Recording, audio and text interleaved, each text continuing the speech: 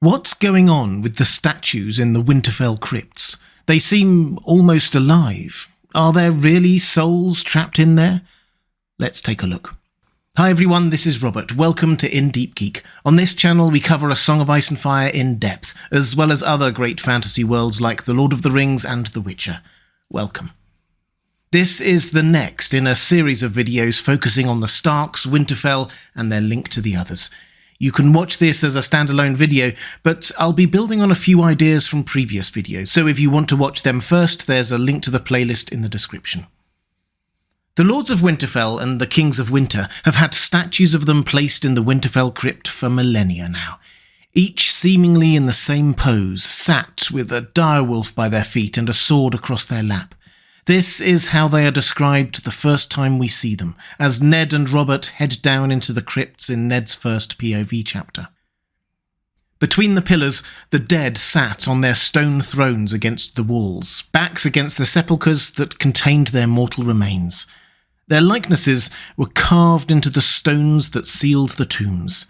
In long rows they sat, blind eyes staring out into eternal darkness, while great stone direwolves curled around their feet.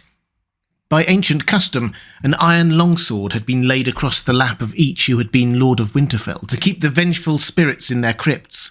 The oldest had long ago rusted away to nothing, leaving only a few red stains where the metal had rested on stone.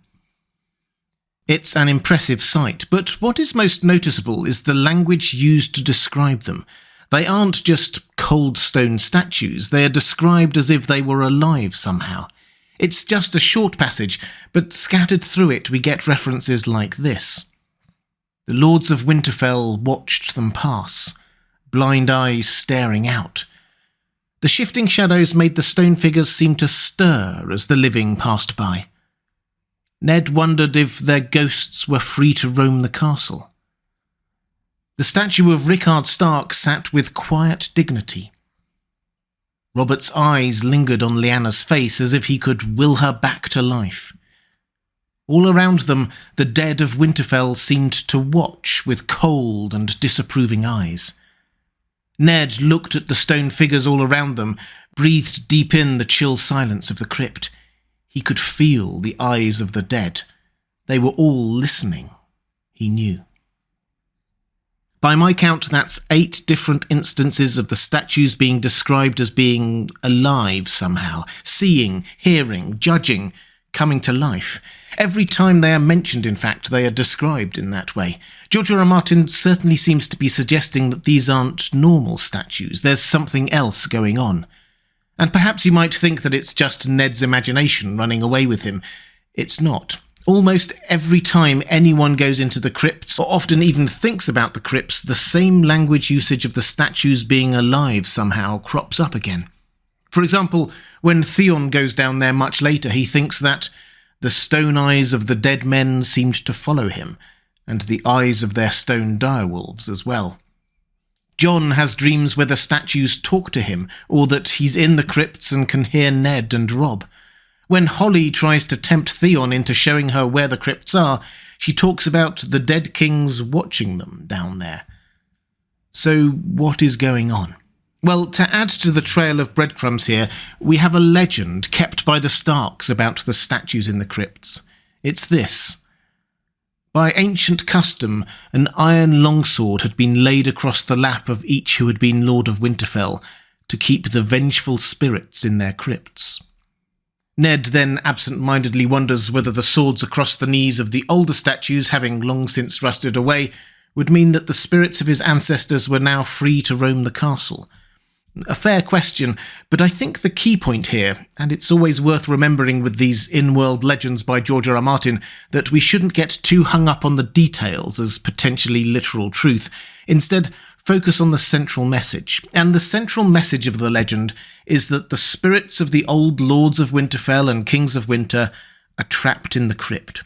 Which fits in with what George R. R. Martin is telling us about the statues with that language usage.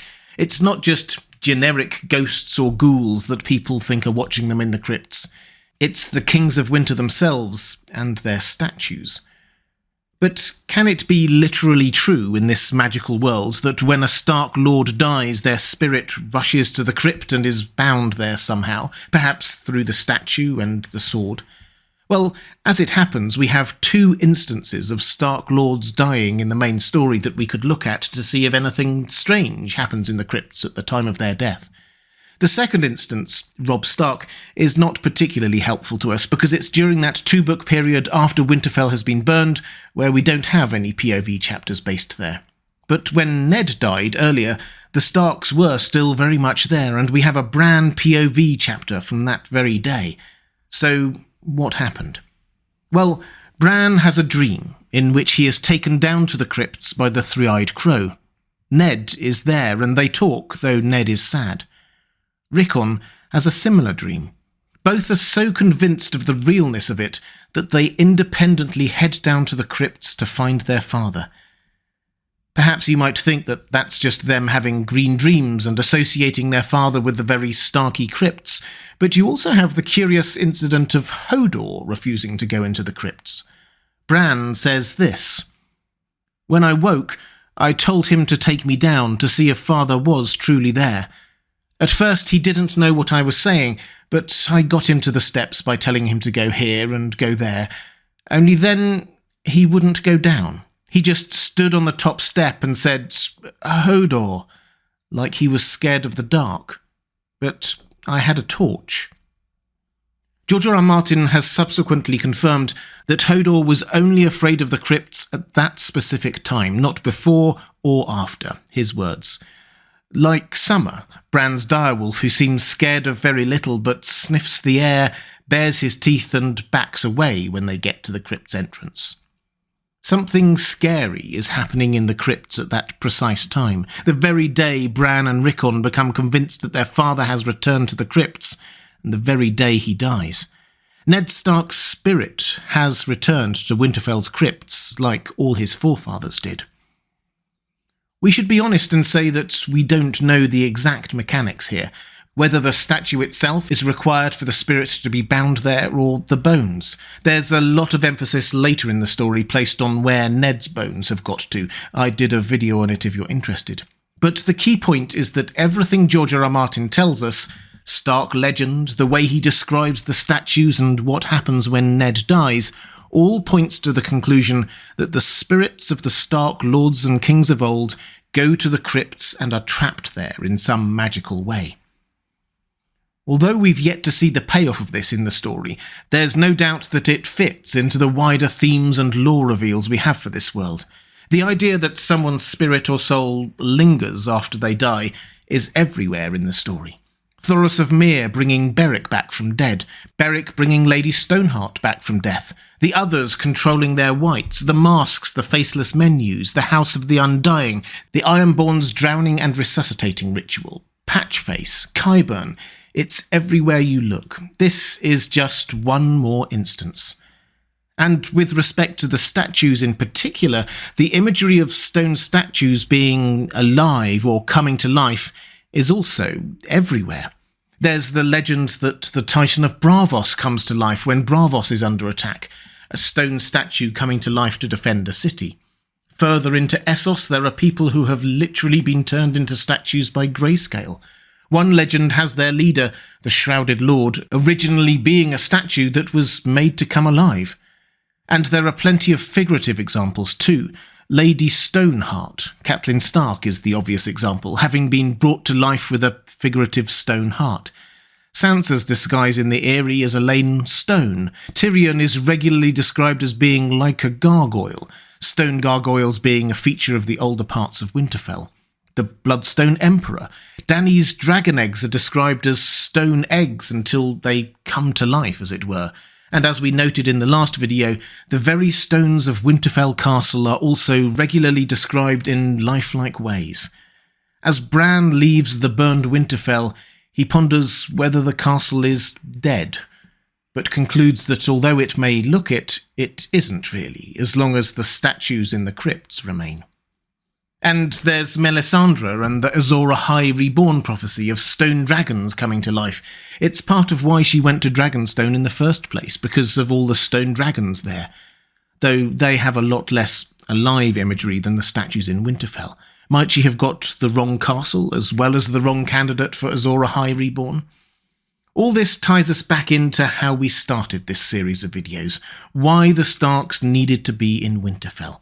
Because the Stark lords and kings, generation after generation, were being tied to the crypts, their statues observing and judging their descendants. Bran, Rickon, Summer and Hodor all sensed Ned's spirit making that journey to the crypts when he died, as he was brought into the army of Starks tied to the Winterfell crypts. Because that's what this is, an army of stone Starks built over millennia. And while we're making connections back to previous videos, we saw how when the Starks were no longer at Winterfell, so no new Stark statues were able to be added to the crypts and the Starks couldn't guard them from grave robbers or anyone else, winter fell at Winterfell in dramatic fashion.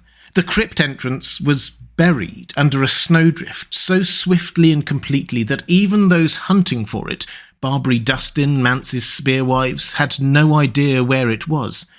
Within a few more weeks, as Theon takes a final look at Winterfell before leaping off the wall with Jane Poole, he thinks that Winterfell is now so covered in snow it has virtually disappeared, the entire castle. There may well be other reasons, but this feels like it shutting down and protecting itself if the Starks aren't there to protect it themselves.